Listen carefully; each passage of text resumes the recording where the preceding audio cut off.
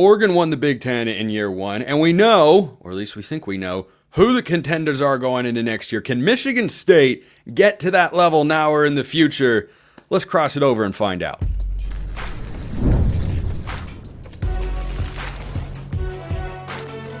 You are Locked On College Crossover, part of the Locked On Podcast Network.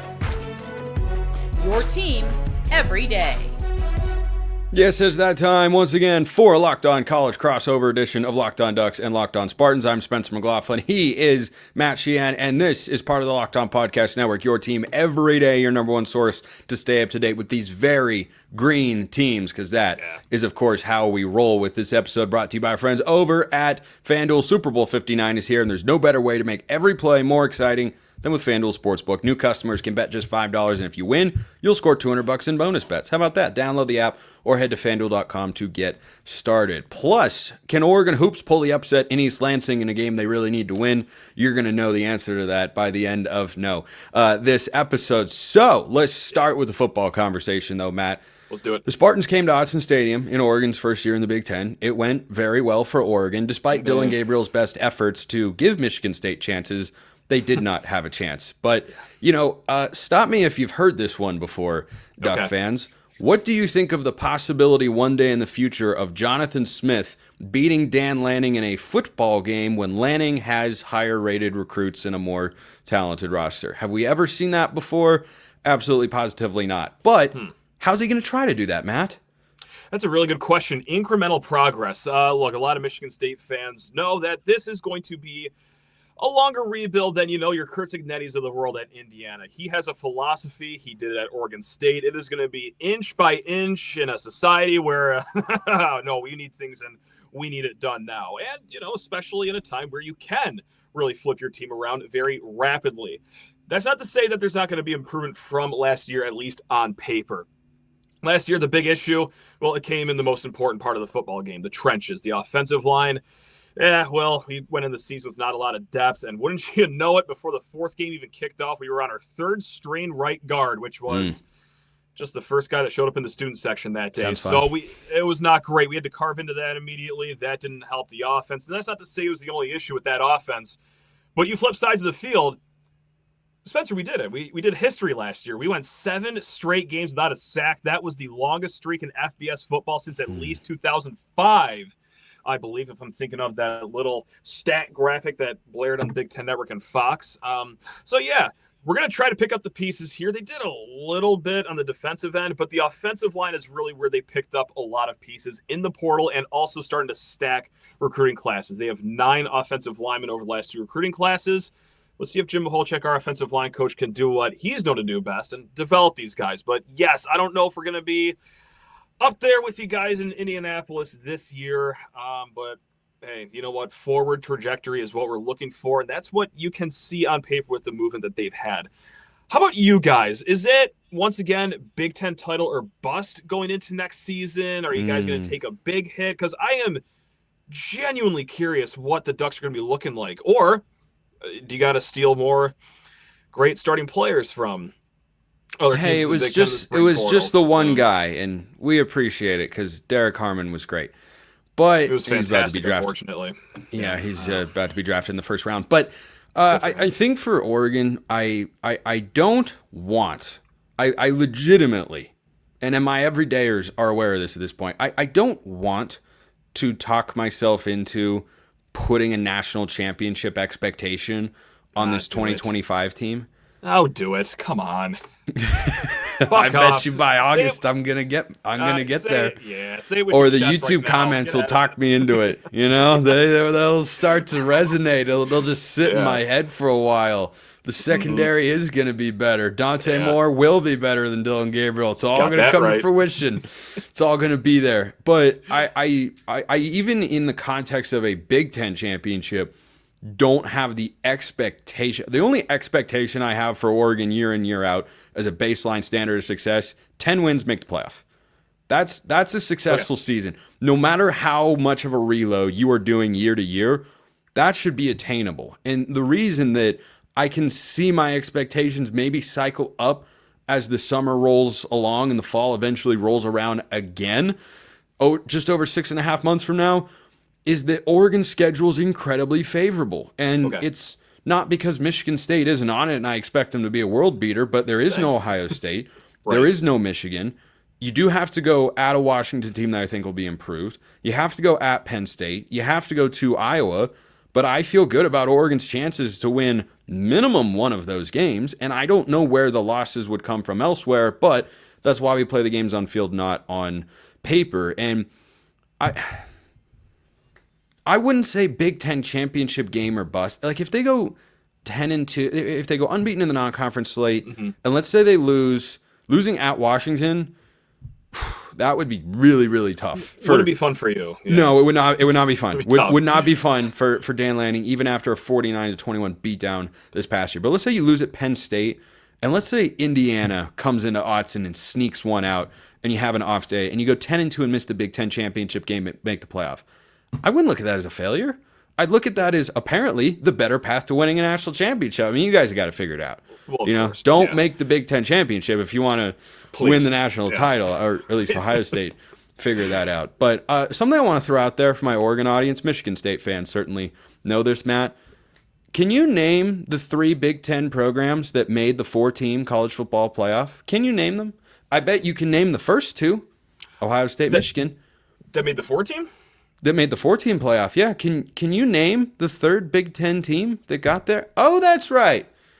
Michigan State. Us? Yeah. Us? Michigan State. I was Yeah. at that game too. That's right. Yeah, we got in a minivan. We drove down all the way from sunny Detroit to sunnier Dallas to see our teeth get kicked in. But hey, we're in the fraternity. Hey, we are the select few. So let's go, baby. Let's shake go. hands here and That's agree that we wrong go. way. Yeah, there we go. Yeah, we can agree. it. Cool kids get to the college football playoff and get absolutely blasted. And who'd you guys lose to? Bama? We lost to Alabama. Derrick Henry threw our stud defensive Right. roughly 25 yards. And then they went on to win the national championship. Yeah. Boom. Ultimate handshake moment. Oregon, Michigan State, get to the playoff, get blown out, lose to the eventual national champion. But we were at least competitive in the first half, so like we went into the second half thinking like, all right, this is where we turn things around. This is where our physicality will wear them down. And Yeah. actually, it was the Alabama physicality that wore us down. yeah, but who could have thought? But though those expectations don't appear to be there in East Lansing in 2025, I fully look at Michigan State as a program that if Jonathan Smith does exactly what he did at Oregon State, can go to the Big Ten championship game. I really don't see why not. Okay. You maybe need a year where you don't play Ohio State, but I mean, everyone is going to be schedule dependent. But the resources and proven history exist at Michigan State for them to elevate up to be a program that competes for a Big Ten championship and a college football playoff spot in the 12-team era. Before we got to basketball, I did want to just bring that up because you are many things, Spencer, other than just charismatic, of course, a great host, but you are a fan of a Big Ten team. You're also, in the trenches of this Oregon State rivalry. You also have been known to do some work for Locked On College Football, so you have a pretty wide scope of everything. So we had the conversation before the season, your thoughts on Jonathan Smith, but now a year in after, going against Jonathan Smith, being in the same conference, so it's safe to say that you still do have the same confidence that you went into last season with. Okay, well, no, I have the same level of respect for Jonathan Smith that I've always had for him as a head coach, because I watched him build Oregon State up to be a top 15 team in the country with 2 games to go in the regular season come 2023, and the resources at Oregon State pale in comparison to what you have at Michigan State. And if you can win at that level in Corvallis, I see no reason why, given time, that can't happen for the Spartans. It's going to be time, though. It's going to be time. We got a lot of things going against us, but there's one thing going for us. It's, the guy that has actually done it in very similar situations, taken a program that is in the shadows of some other big ones. And it pains me to say, it pains Michigan State fans to hear, but everyone around us, both geographically and just in the conference, your Penn States, your Ohio States, your Michigans, even Notre Dame, too. I mean, they're just a 4-hour car ride away. Yeah, that's going to be a lot of air to take out of their balloons over here. But we have a guy that at least has a blueprint. So if not for nothing else, hey, we got that going for us over here. Yeah, Let's go. the old Let's Caddyshack. go. So I got that going for me. We're going to flip the script here on today's show, and we're going to go one segment that way and one segment this way so that we can cross-examine one another on the basketball front, because there's a big game on Saturday, and I assure you, Michigan State, no matter how badly you think you need this game, Oregon needs it so much more. We'll see, actually. Okay, I like that. First, though, we're going to talk about PrizePicks. The big game is almost here, and there's no better way to make it even more exciting than with PrizePicks, the best place for daily fantasy sports. With over 10 million members and billions in winnings awarded, PrizePicks makes it fun and simple to get in on the action. Here's how it works. You pick more or less on at least 2 players' stat projections, and if you're right, you could win up to 1,000 times your cash. PrizePicks even has a free pick for the big game where Patrick Mahomes only needs to throw 1 yard to win. I don't know how that wouldn't hit. Pair that with one more correct pick and you're cashing out. If you know who's popping in the Super Bowl, Travis Kelce, or you know who's going quiet, A.J. Brown, you go and look at their stat projections and then you go up, over, under, boom. Easy money. Download the app today. Use code LOCKEDONCollege to get $50 instantly after you play your first $5 lineup. That's Locked On College, the code to use for $50 instantly after you play your first $5 lineup. PrizePicks, run your game. All right, Matt, give my Oregon listeners some insight on, how about I pronunciate words? Apparently I need another sip. Holy crap. Okay. Gin and tonic, is that what we got over there? 100%. So take the edge off? No, just straight vodka on the rocks. Good. Yeah. Nice. 3, 2, 1. All right, Matt, give my Locked On Ducks listeners some insight on Michigan State basketball. Big matchup in East Lansing on Saturday, and we'll get to Oregon later, but what's the rundown on the Spartans? You guys been really good for basically the entire season. It must be nice. Yeah, and then we went to the West Coast. And then things got sad.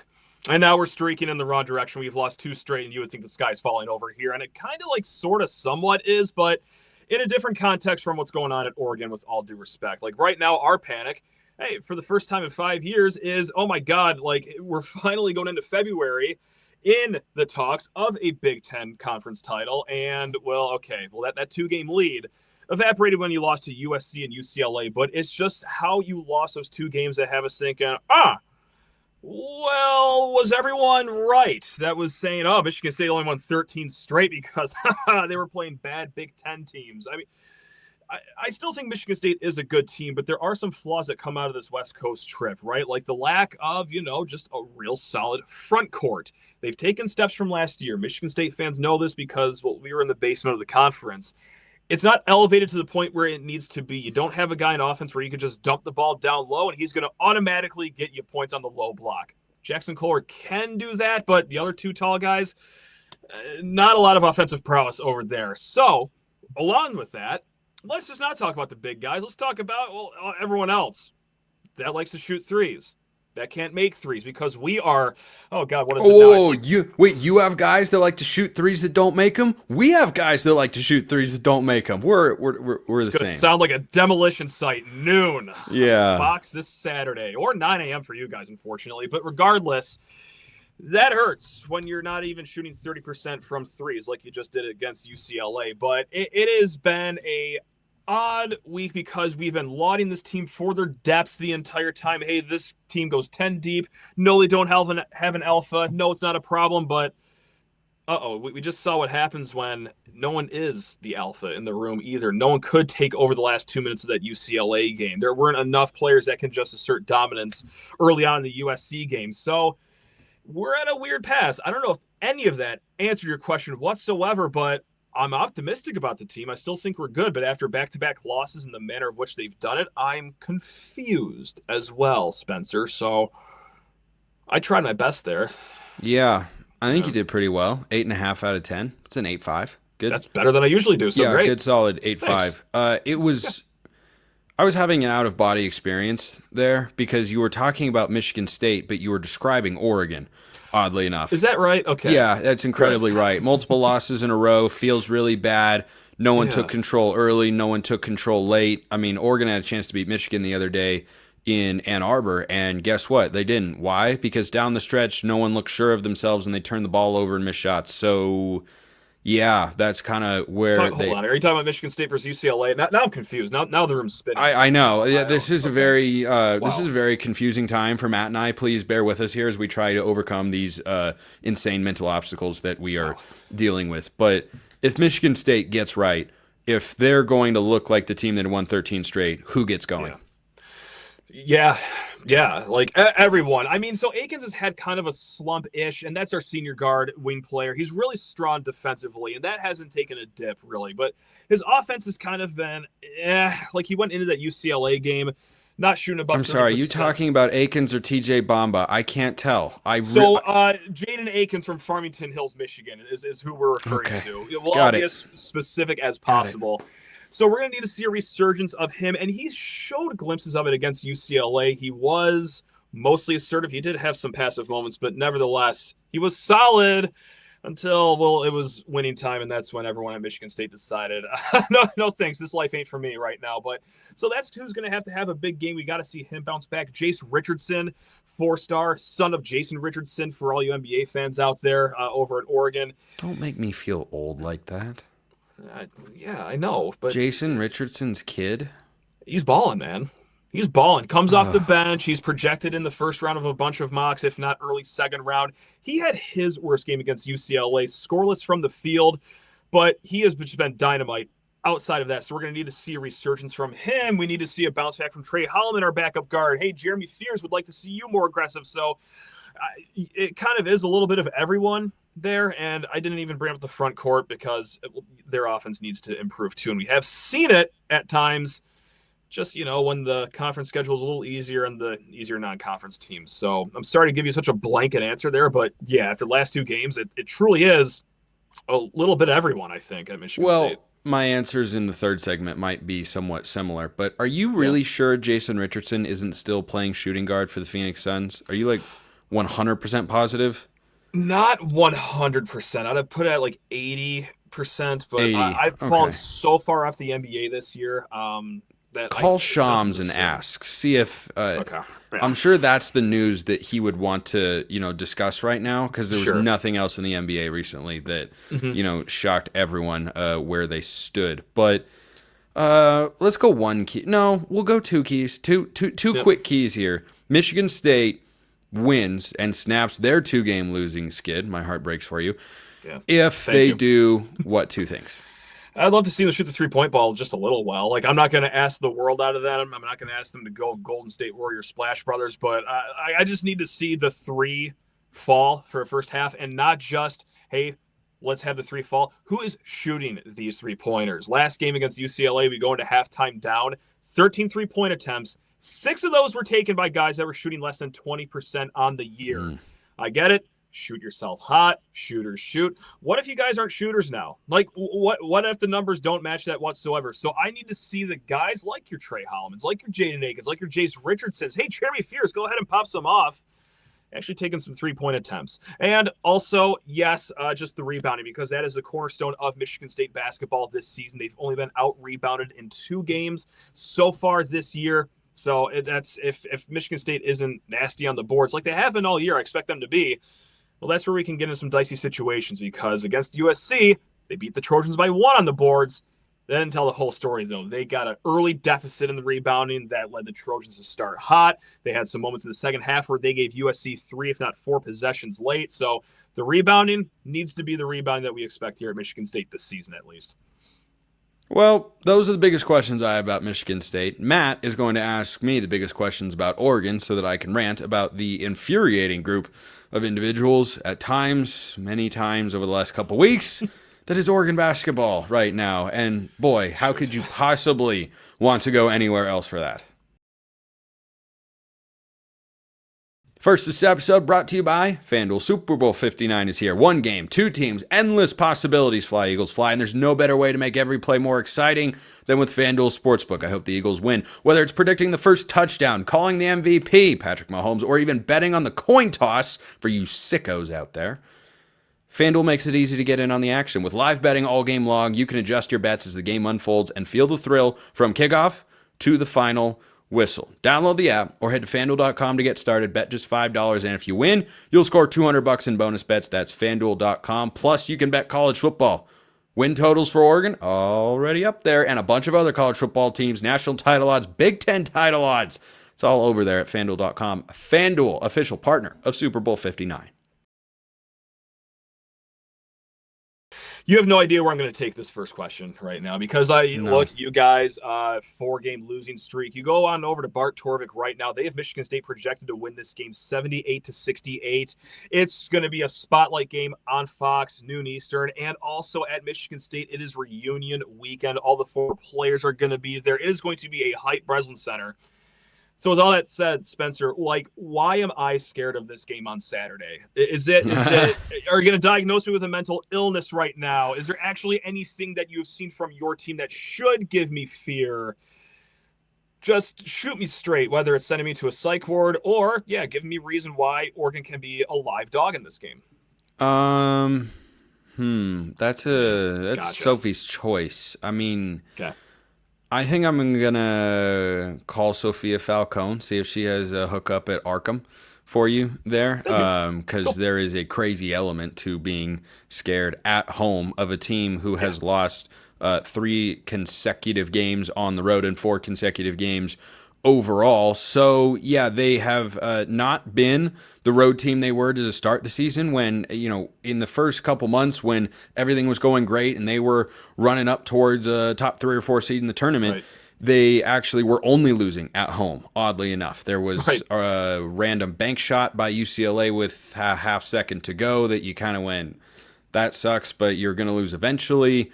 Then there was Illinois and Purdue just flat out playing you in a couple of different matchups. And again, concern level wasn't high. It was more like, you missed an opportunity here. You're not going to be probably a 1 or 2 seed if you don't stack up more of these wins. But over the last 4 games, it's been a really frustrating team to watch, Matt. And the biggest reason for me is I don't see the juice at the defensive end of the floor, which is mostly about effort. That's my biggest concern.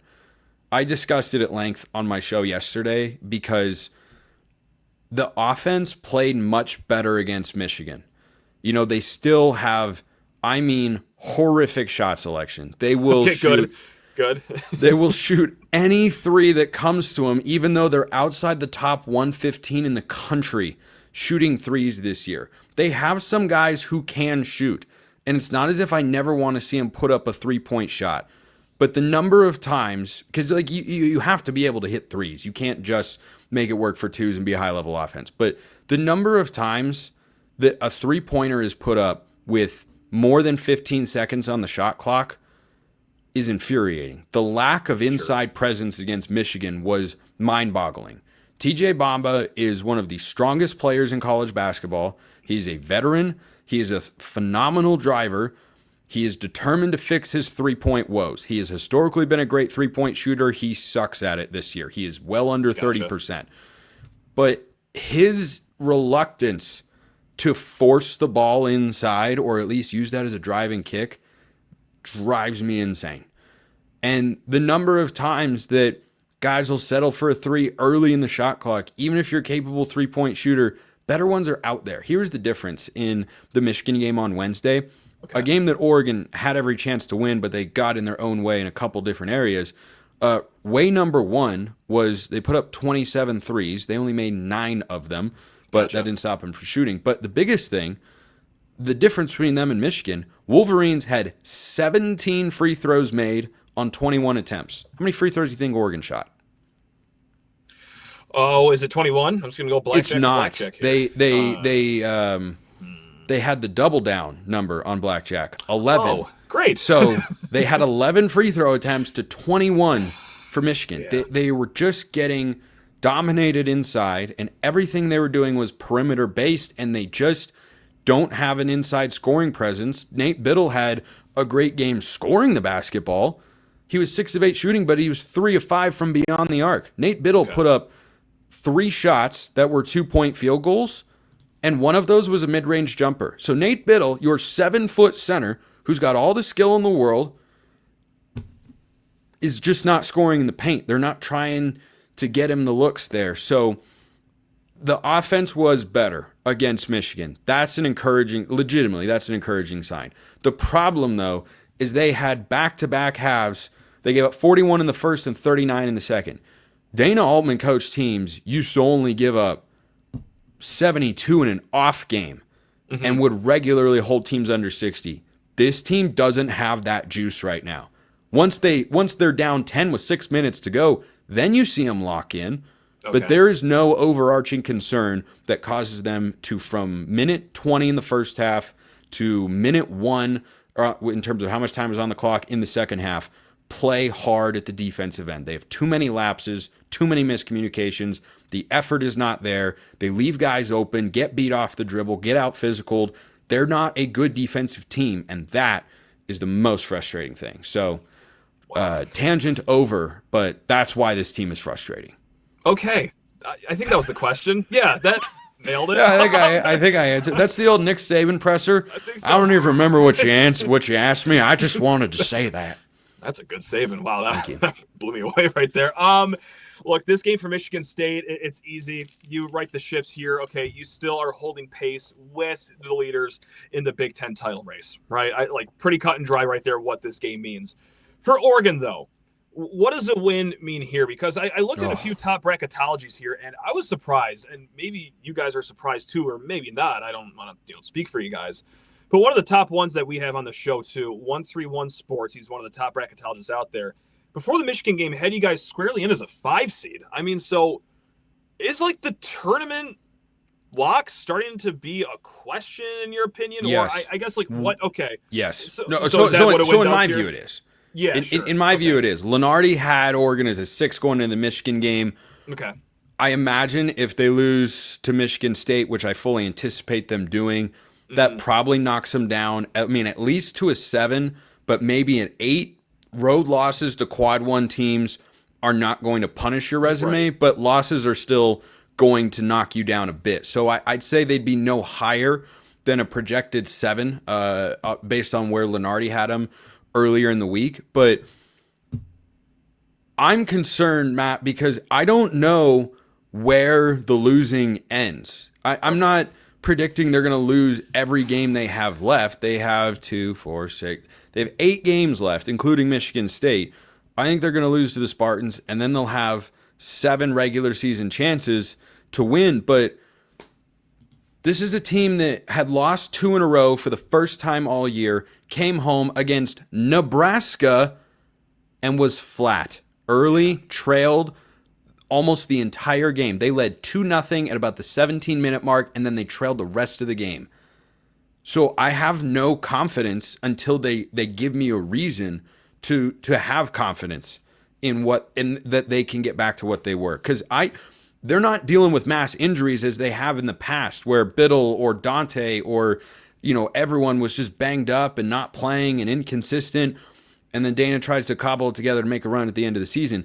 This isn't that. The continuity's been there, and they're just playing bad basketball, particularly on defense, as I mentioned. And they haven't been a great offensive team consistently. Again, they took a step forward against Michigan. That's encouraging, but the defensive outputs in the last several games, 80 to Michigan, 77 to Nebraska at home, 78 to UCLA, 77 to Minnesota, 71 to Washington even. The last time they held a team under 70 points, which has been a hallmark of Dana Altman teams, was Purdue.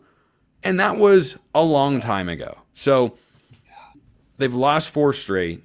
They feel out of sync in so many ways. The turnovers down the stretch against Michigan were terrible.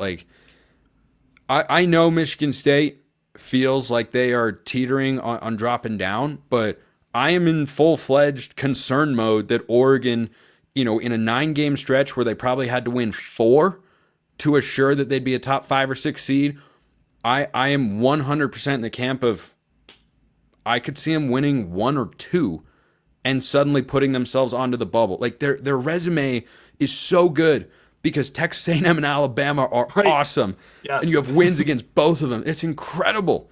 Absolutely incredible. And it's so important right now. But I don't know where the wins are coming from. That Nebraska game was the tipping point for me.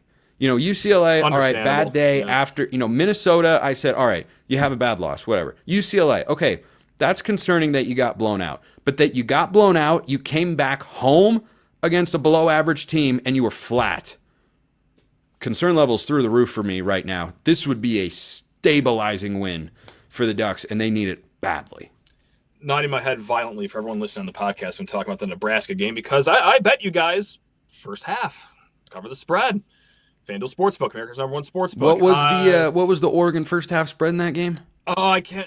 Was it 4.5 or something like that? Yeah, Does that sound about right? Yeah. So whatever it was, it didn't come close to hitting. So No. that's why FanDuel keeps advertising with us because I keep giving the money right back to them with decisions like that. That's a fun circular little ordeal. Like that. You know what? We just keep feeding each other. It's a two-way petting zoo over here. So it's great what we got going on here.